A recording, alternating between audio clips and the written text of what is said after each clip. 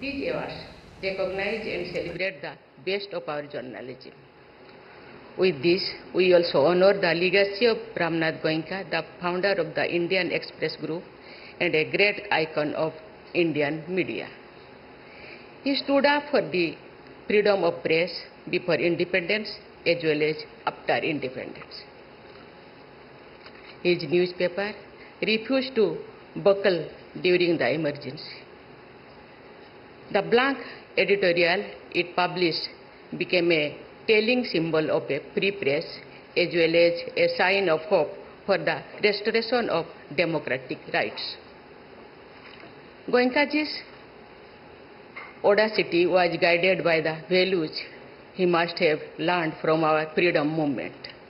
Many of the great leaders of the nationalist movement had taken to journalism to create awareness among the masses. Mahatma Gandhi, of course, was a journalist too. Among the many professions, he made his own. His first long imprisonment in India was due to his writings in his journal, Young India. Gandhiji said, and I quote, "The sole aim of journalism should be service," unquote. Goenkaji's journalism was precisely that, is the service of fellow citizens. For Goenkaji, the idea of service was not limited to journalism only. His association with the father of the nation similarly extended to other activities too. In 1933, at a function where Gandhiji was collecting funds for Horizon upliftment in first bid for a casket worth ₹15, Goenkaji stepped forward with a bid of ₹100. In 1935, when Gandhiji was re-elected as president of the Hindi Sahitya Sammelan, he said, this honor must have been due to his work of spreading Hindi in the South. He then named Sri Ramnath Goenka as one of the custodians of that mission. Ladies and gentlemen, the importance of free and fair journalism for democracy cannot be overestimated. If the citizens are not well informed, the democratic process loses their very meaning.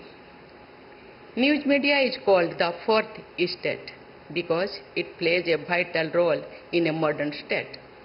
As such, all of us have stakes in the health of this sector.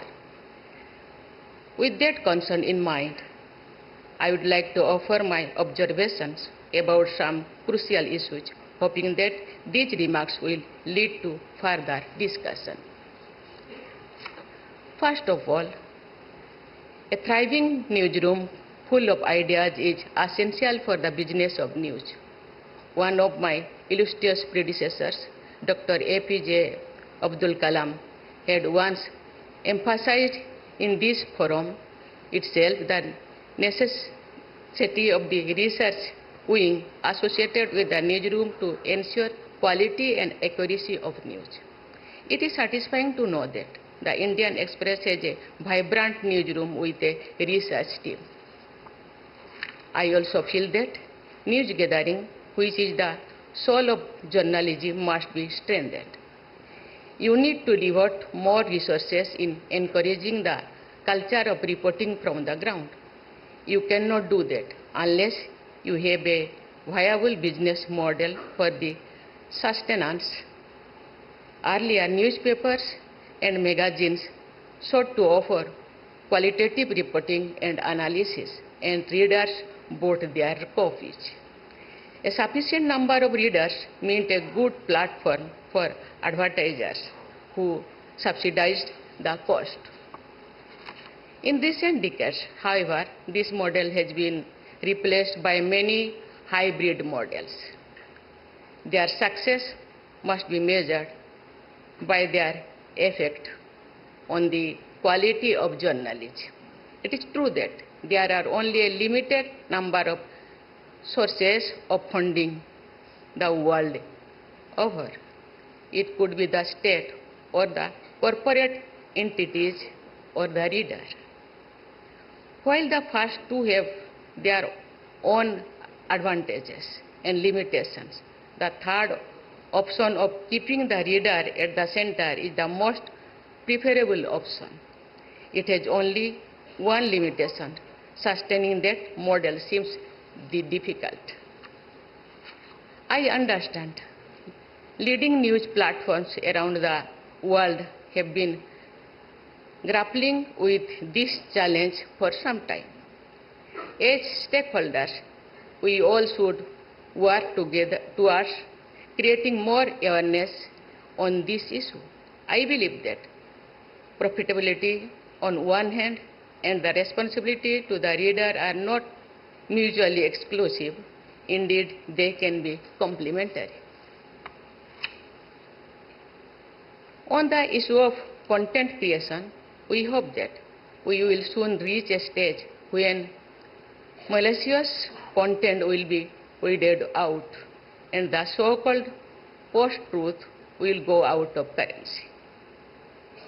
Technological tools are also being applied to that end. We can hasten that process with proactive campaigns to educate citizens about these pitfalls. In fact, the hazard of deepfakes and the other misuses of artificial intelligence compel us to sensitize all citizens about this critical aspect of news. The young generation in particular should be educated to spot the bias and the agenda in any form of news report or analysis. Developing that critical faculty among young minds is indispensable for the future of the nation in general too. AI, meanwhile, is disrupting the world, creating new opportunities as well as new challenges in many sectors, including journalism. Machines have already started compiling and editing reports. The day might not be far when they would be able to carry out most of the work of journalists. What they lack, however, is empathy, which will be the one ingredient that can help journalists beat AI. Journalism based on human values is not going to be extinct ever. Ladies and gentlemen, the work of today's award winners is characterized by such human values in one way or the other. It highlights their concern for fellow citizens and for those who are not in a position to speak for themselves. My congratulations to the winners. As journalism relies on teamwork, I congratulate their colleagues who too contributed to their work. I am happy to know that the awards have a section on journalism in regional languages too. This will help highlight more ground reports from those regions of the country that are far from big cities.